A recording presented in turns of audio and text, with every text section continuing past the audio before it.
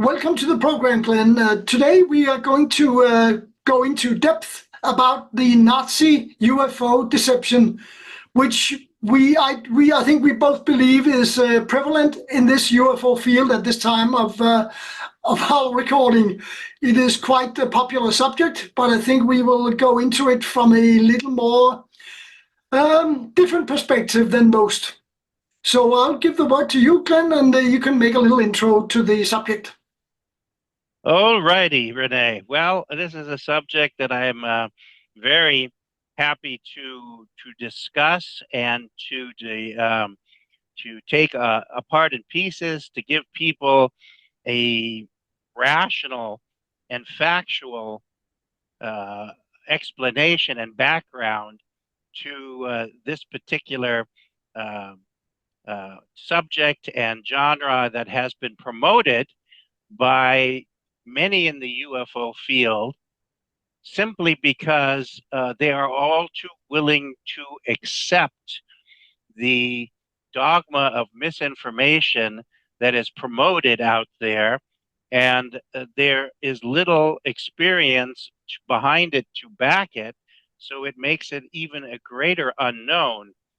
And the subject of UFOs, as we have already discussed many times, has become saturated with misinformation and disinformation. Misinformation is basically distortion, and disinformation is basically deception. And in fact, distortion and deception have become the premier methods of trying to negate any fact behind extraterrestrial intelligence, extraterrestrials visiting us, the flying saucers, and their craft that which they come through space in order to interact with us. And this works in conjunction with the official mantra of denial, yeah. Right? Because if it fits perfectly into the slip of things, because if we can falsely associate the facts behind UFOs and these spacecrafts into something else that is terrestrial or some other kind of manifestation, whether that's swamp gas or temperature inversion or anything else that we have given the sorrowful excuses for, then we can automatically claim to negate the existence of any of this phenomena. And in fact, as you and I well know, the recent statements by NASA and by the Pentagon just within the last weeks and the last few months have said, once again, there is nothing to this subject, there's no UFOs, there's no visitations, and so on and so forth. So the entire mindset of disqualifying this and totally denying it has not changed already from the 40s, 50s, and 60s. And the 60s, the big push to open up the information was squelched. And it is not any different now than it was then. There is no such thing as truthful disclosure. No. But to go back to the Nazi UFOs, we have composed a series of visuals in order to let people see that this cannot possibly be anything to do with the Nazis. As a brief history, in 1933, Hitler came to power with the Nazis. And in 1935, Wernher von Braun suggested Peenemunde, which was going to be their secretive away base, to be a great site for development. In 1937, construction began, and in 1938, it was completed, and it was assigned as a Luftwaffe, or an Air Force base, in its original state. And then later on, they became in an area, much just like our Area 51 was developed as an air base and later become an area for more clandestine or more secretive developments. But in Peenemunde, in 1942, the V1 was developed. the rocket, and in the 1944 was the V2. And then there are rumors, because there has never been any substantive evidence, whether it is in the Deutsche Archives or picture-wise or anywhere else, of any actual UFO development craft. Now, there are many different names by which this goes by, and this is, I have in the first chapter of my new book, the UFO Reality Can Truth Prevail. It talks about that the development of what they call the Feuerball or fireball, discus, Haunebu, the Vril, the Kugelblitz, or the Bell Blitz, Andromeda, Kugelwaffe, all these different names were given to the development of roundish type craft. Now, during World War II, a number of these crafts were sighted, right? Not earthly developed craft, but extraterrestrial craft. Yeah. And as we will show soon, that there are photographs as far back as 1910, which was 20 years before the Germans even came into power. Remember, in 1910, World War I hadn't even started, and we were flying airplanes with paper wrapped around the wings. Yeah. So our technological expertise and abilities was absolutely non-existent in compared to the technology necessary for these craft. And so, consequently, not only are there those photos that we will see, but there is also a record, as far as historical painting wise, that we will examine as well, so that we can show that the nature of these crafts go back at least through the Middle Ages. Now, if we look at the chronology of historical events, which I have a whole chapter of in my book as well, in the second section, that goes back several thousand years. You have the flying shield, the flying scroll, the wheel within the wheel. It goes back through all the civilizations, whether it happens to be in India, in Egypt, South America. They all have tales of these type of flying devices. Clearly, none of that is Nazi either.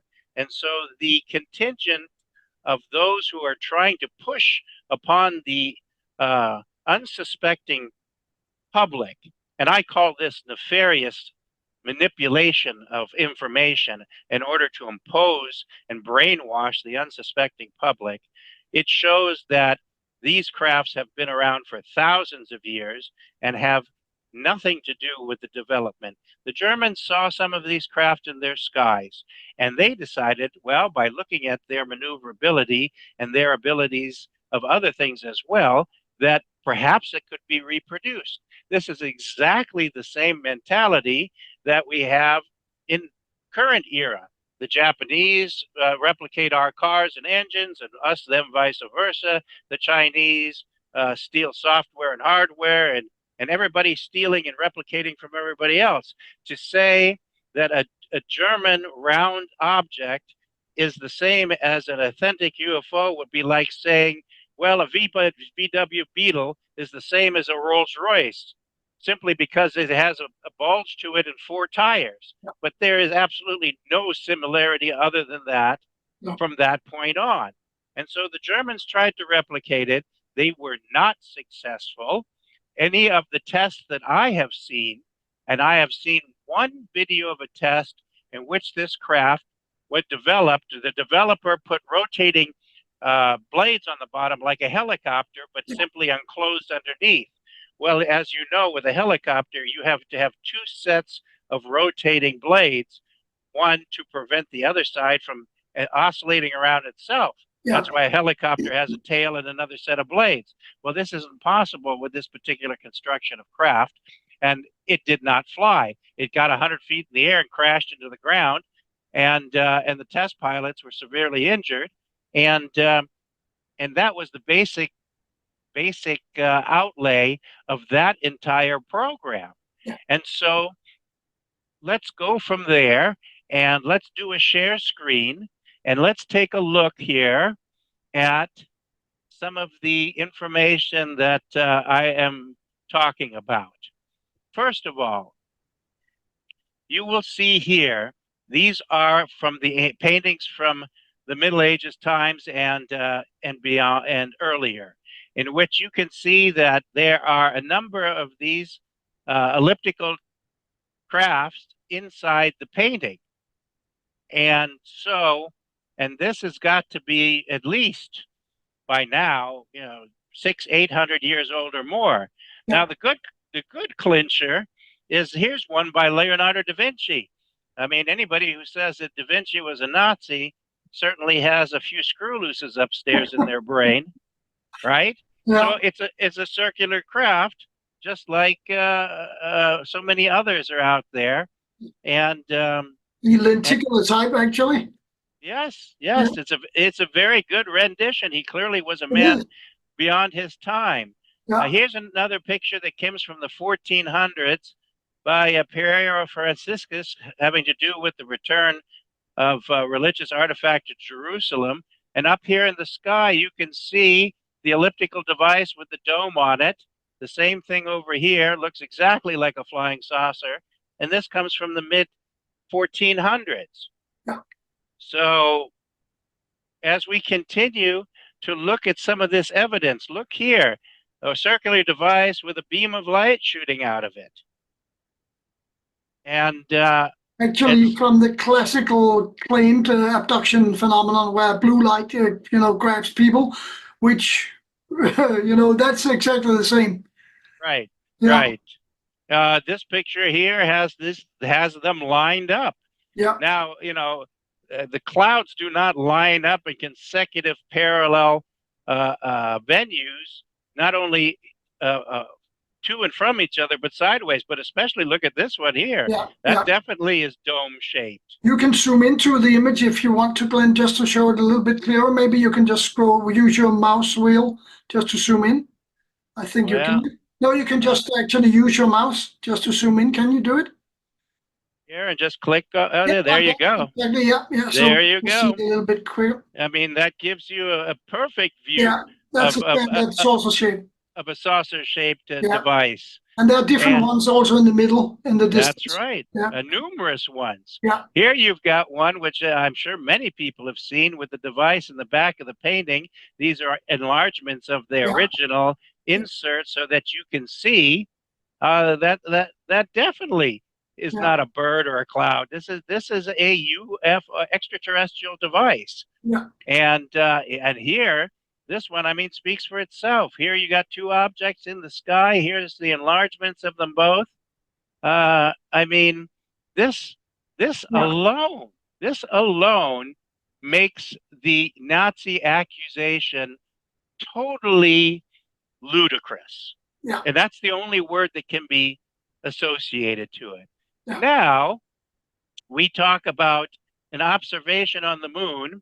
Already starting in the late 1800s, 40 members of the Royal Astronomical Society see all kinds of patterns and moving objects, a 50-mile wide opaque object on the moon. Are you telling me that the Nazis were on the moon in 1871 and could construct something that is 50 miles in size? No. I mean, that is, really, people. Yeah. You can use your own rationalization to find out. And so, of course, what you have is this same contingent that makes these accusations. They make a big deal out of the Antarctic in the 1935 and 1936 periods. So I wanted to remind people that colonialization by the European countries was worldwide for hundreds of years. Let me give you an example. Here's a picture of all the colonialization that have occurred by European countries and where. Basically, the entire planet was carved up by different countries worldwide. Yeah. And if you look here, look at Africa, the whole German central part of this nation was called German Middle Africa. And in fact, my great-great-grandfather built railroads in this area when he was alive during that time. I met him once in '64, I believe it was, and Fritz was his name. And it shows you once again the countries are all carved up. And is Antarctica any different? No. Here's Antarctica in 1943. Look at all the presence, including Germany, in the Antarctica area. Yeah. So to say that the Germans had secretly spirited themselves to Antarctica and established themselves secretly is all garbage, because everybody else was there too. Yeah. Right. And so I think these are powerful reminders of that people will start to look at and say, hey, well, wait a minute, what are these other clowns talking about? Yeah. So let's look at a few photographic evidence that started as early as 1910. Here, elliptical device, 1910, over France, over the car race. Yeah. This is probably the pretty early advent of photography. And then you have this one here over Central Europe in 1918. None of this was Nazis, because the Nazis didn't even exist until 1933. No. And here we go with more crafts. This is also on the European continent. And so to show people, here you go, here's another craft. And if we take 1923, 23, yeah. And if you take the enlargement, there you go. You see a better view of that particular round and dome-shaped object. Let's see what else we got. 28. Let's give everybody the full gamut. 1928, absolutely the shipyard, no less. Here is 1928 again. A clear view of a bell-shaped craft. Yeah. And let's go here. This is in Colorado in 1929.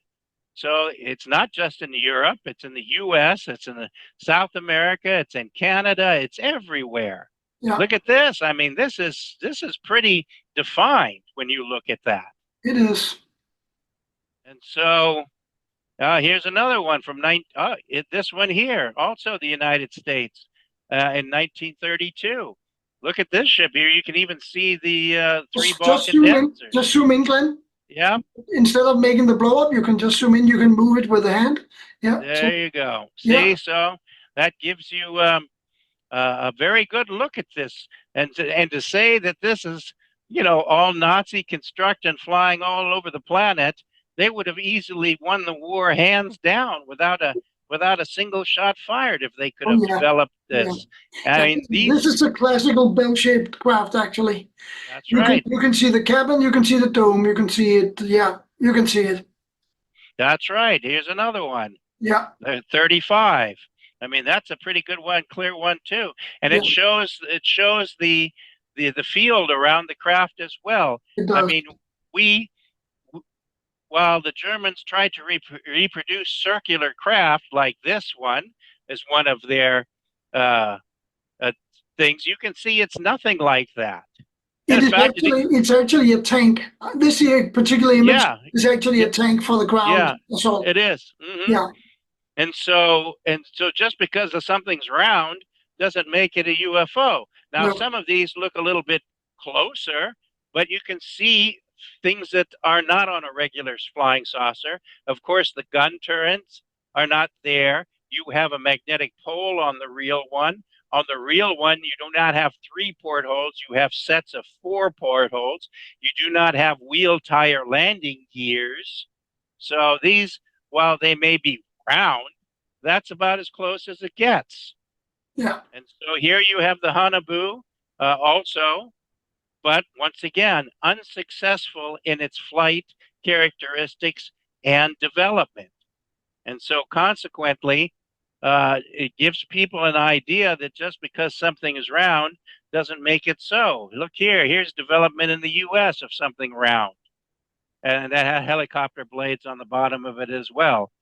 And you can see that it looks just round, but nothing else like a flying saucer. Very unstable and couldn't move more than a couple of feet off the ground. So That's all it could do because Yeah. of the helicopter blades. They did not have anything else. No. Now, when you look here, some of this same contingent has tried to accuse any of the flying saucers seen since all over the world, whether it's by Adamski or anybody else all over the planet, are actually German crafts, which is, once again, you have to be totally naive or purposely deceptive in order to try to push that kind of a whatever the word I'm thinking of, program. I think Let's there call you it go. narrative. Yeah, program. Yeah. So this was in England in '54, and that was used by Leonard Cramp in the Space, Gravity, and Flying Saucers in order to do the orthographic projection between the Adamski photo for the size-wise is 33 feet in diameter and the Coniston photo to find it exactly to have the same dimensions. Once again, let me point out 1, 2, 3, 4, a set of 4 portholes times 3 for a total of 12. If you look at an Adamski scout picture, here it is 1, 2, 3, 4. This is a telescopic shot taken by George Adamski. So to say that he had contact with Antarctic Germans that were masquerading as extraterrestrials, all I can say is don't make me laugh so hard. Yeah. And so, well, the claim is that that Adamski was contacted by the German people from the secret space program, and exposing they told that they were from Venus. That is the claim. Well, of course, anybody can make a erroneous or falsified claim or basically commit perjury. But as I showed you in the pictures before, prior to 1933, all the way back to the Middle Ages, there have been these duplicate crafts, and nothing can be associated to Germany. Here's a picture from the contact of George Adamski in 1952, reported by Project Blue Book and the military.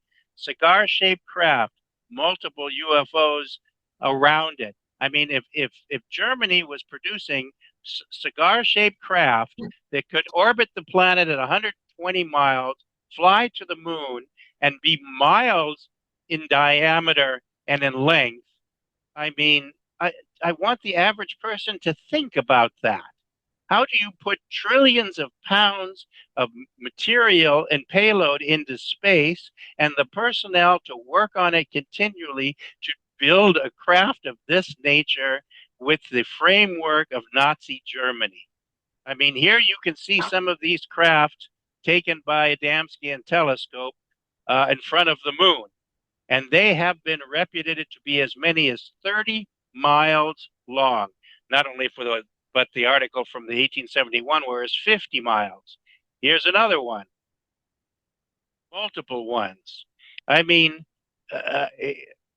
it is the evidence is so absolutely concrete for extraterrestrial visitation that it is not deniable. Look at the size of this cigar-shaped craft.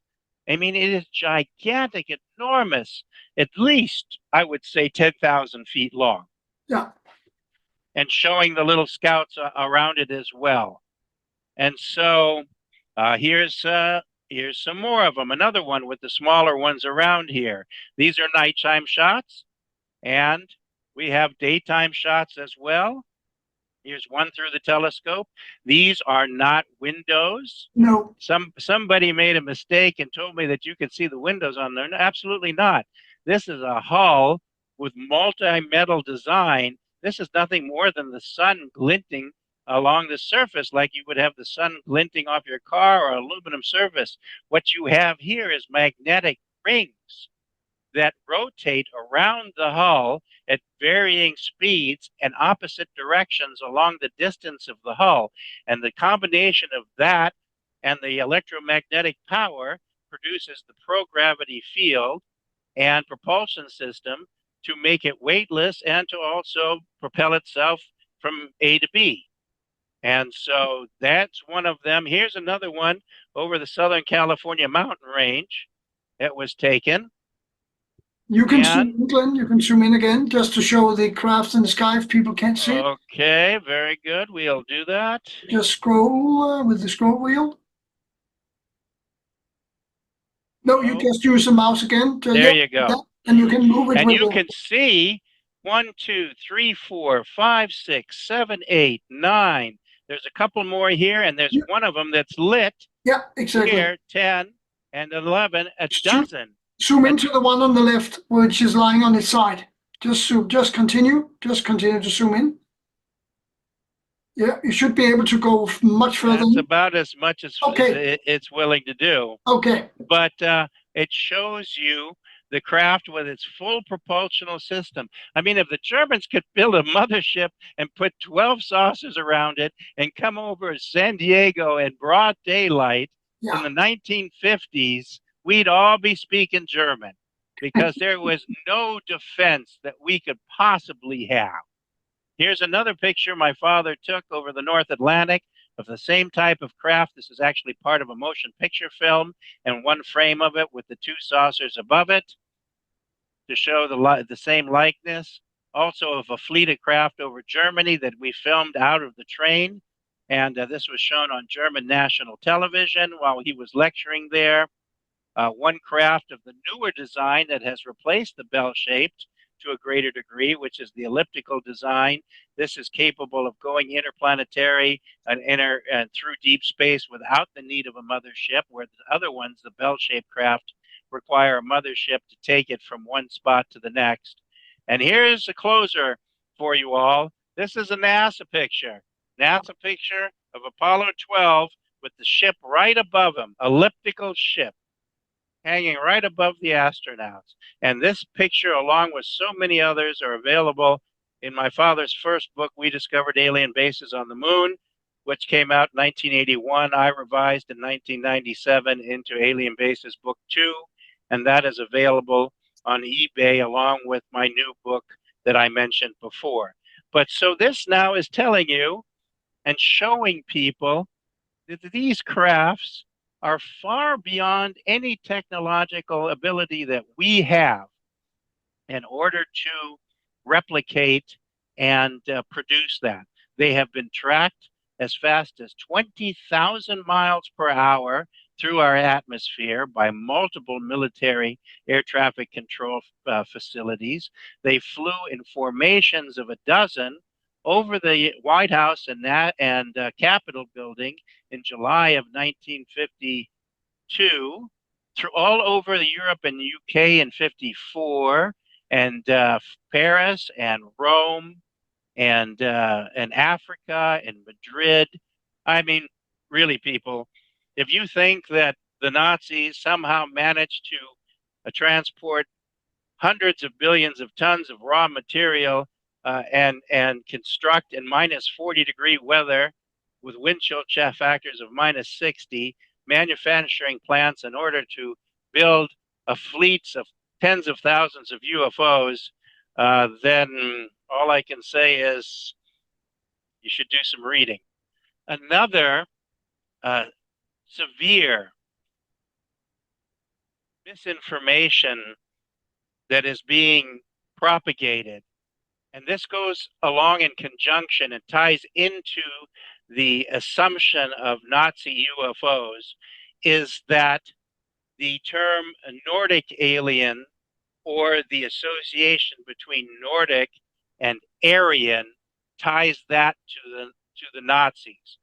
Now, let's be very clear. These two terms are terms that have been developed by our civilizations and our academia, nobody else. There is no such thing as Nordic aliens. And they used this term to describe George Adamski's first meeting because he met with a person who had longish blonde hair and blue-green eyes, but he also had a Mediterranean complexion, or kind of an olive complexion, And he also, George described the other people in the ships as being men and women of various heights, various hair colors, various eye colors, and pigmentation. And so, once again, the unscrupulous factions within the UFO community jump on one blonde person and say, look, look, look, they're all Nordic. It has nothing to do with that. That is a false association. And there is no Aryan collaboration to this as well. The space people are coming in a variety of races, not species, but races. And they are races of human beings. Yeah, that is exactly what is coming here. Yeah, different races, one species, all human. Mm-hmm. That's it. Yeah, exactly. Yeah, yeah. It is compelling evidence that the Nazi connection is not existent. It does not exist about UFOs. The true UFOs, which are seen by people in the sky since way back in Middle Ages, at least, and further back, which has been seen through history as different appearances, what people could describe it as, whether it was flying scrolls, flying shields, whatever. People had to have some kind of reference frame to describe what they saw if they didn't understand it, and that is the way that has continued all the way up through before and after the Nazi Party, because people are still seeing UFOs, and if people still claim that they should be Nazi spacecrafts, I think they have another thing coming. I don't think that the Nazi Party is active at all in any places on Earth at this time, and I don't think we can claim that they are, and everything we see which is unexplained in the sky should be Nazis. I don't see the connection. I don't see it. Let's just look at the numbers. Yeah. Because numbers don't lie. No. All right. When you had NICAP under Major Kehoe, who wrote a number of very, very good books on this subject, yeah, chronicalizing military observations and airline pilots and scientists and whatever, there was almost 12,000 sightings within a 10-year period. The Navy had about the same, 11. The Air Force about the same. All the military branches had about the same not the same sightings, but the same number of them over years, yeah. Right? And so if it was to say that any earthly power could produce tens of thousands of these spacecraft in secret and travel all over the world. I mean, first you develop it in secret, and then you show it to everybody by traveling all over the world and exposing it, right? I mean, I could easily produce another page with dozens and dozens of these photographs taken since the time that I have in there, since, shall we say, 1945, all the way to present day, and show people how many of these crafts have been seen and the likeness of them and photographed and where and under what conditions. And so consequently, it doesn't take away the fact that the Germans may have seen something and wished to duplicate it, but they never did it successfully, and they never did it in any numbers, and they certainly didn't manage to continue the programs after World War II, because both the Allied forces and the Russians seized every single facility and scientists they could possibly get their hands on. That was actually one of the greatest pushes that was taken during the advance upon Berlin and Germany to get these people, because they wanted access not only to the atomic bomb, but any of the other forward-thinking engineered device. The Germans developed sonic devices like a tuning fork that would point in a direction and send disruptive waves. They expended with some microwave initial things like this, and radar waves and aircrafts. I mean, they were extremely innovative with that, as we mentioned. the V7, which was the flying wing, which we didn't see until we saw actually the B1, B2 bomber, which is a flying wing and a pusher propulsion system, and so incredibly, the thinking and the designs were of quite forward in motion and looking, but that does not make them the source of extraterrestrial visitations or the accusations. Well, then if the Nazis didn't do it, then it came from Middle Earth because we've got some civilization that's living underground like a bunch of rats and moles, or there's a big hole in the top of the Arctic in which they can fly into the middle of the planet. I personally have flown I've flown personally a dozen times across the North Pole as my career as an airline pilot. And there's no hole. And there's no hole there. And so perhaps the only hole is in people's thinking. Yeah. But the reality to things is often quite awakening versus the fantasy. And unfortunately, so much of this field has succumbed itself to science fiction and science fantasy. Because they don't really are able to produce any evidence of any actual real craft. So they tend to fantasize instead of what they could look like or what they could be behind them. They have no knowledge. That is, I think, the problem for many researchers. They have That's true. Concrete. Well, there's the old saying, and I've asked this of other UFO researchers on other shows that I've been as well on, and I said, comes down to the bottom line. Where is your proof? Yeah. And they don't have any. No. So they try to then say, well, this or that, blah, blah, blah, and talk their way around it and weasel the way from underneath it. But the bottom line is, without some evidence, without some proof, you really have nothing to say. It's all innuendo. It's all imagination. You know, like I told one fellow here not too long ago, you know, most of the children believe the boogeyman is underneath the bed. And if you look, you find out there's nobody underneath the bed. And once again, it's only a figment of the imagination and the insecurity of the mind. Yeah, because you tell a story that sounds exciting, it doesn't make it true, does it? So you can actually say that, okay, the Nazis are flying crafts around the world, but where do you have the proof? It's just a good story, and it is only a story. There is absolutely no released or able to be found evidence in the Bundesarchiv in Germany of any of these secret crafts. And the Allies and the Russians searched every airbase, every installation after the war to find secret weapons. And they found examples of aircraft, ordinary aircraft of jet propulsion design, nothing more. They did not find any exotic crafts of any kind. That's true. That's the truth. And that's the truth and the conclusion. There was no exotic craft found. Yeah, that's the bottom line. Like to see the pictures. Nobody has shown any pictures of those. No, nothing that's authentic. That's for sure. No, exactly. Right? Models you can put in front of a small landscape and make a fake picture. That's possible. And some of those, one of those that you show was actually a fake picture.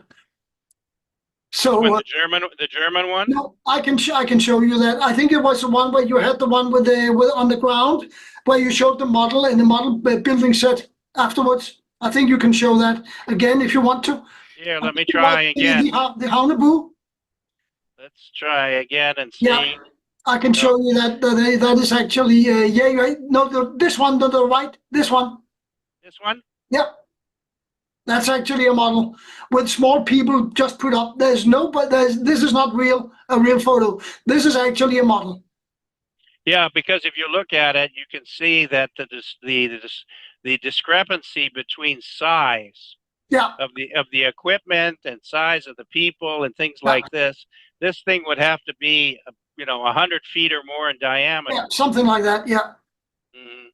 So it doesn't surprise me that that's the case. Yeah. And I think that that this program of denial to try to deny that these crafts are intelligently controlled and to come from us from other worlds is part of that, where we try to find any excuse possible in order to push the story away again and keep people placated.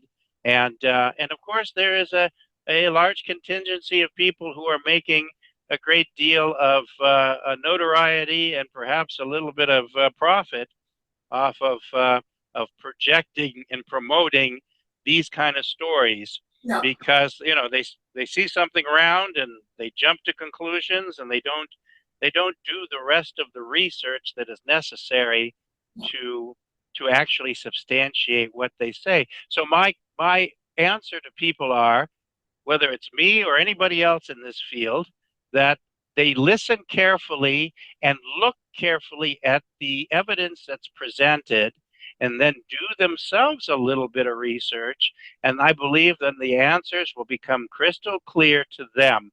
And it's better that way, because you're not supposed to take always somebody else's word for something. You're supposed to ferret it out yourself. Yeah, it's too easy just to believe other people's claims and stories. Well, it's extremely lazy too. It's lazy, yeah. Do some research of your own and you will perhaps see another truth. Maybe the correct truth. That's it. Yeah. Well, like we mentioned before, there is only one truth. Yeah. There is what it is, and it's not interpretation, it's not opinion, it's not theory, it's not hyperbole. No. All of that stuff means absolutely zero. The truth cannot be separated in a part truth and so a little bit of truth. No, it's either truth or it's not. That's right. Yeah. That's right. Your interpretation of it doesn't mean a thing. It's what it is. Yeah. And your acceptance of that then makes life a heck of a lot easier, because then you can move on to the next subject and the next thing, and you don't have to constantly fight with insecurities and uncertainties. And that's, once again, the UFO field.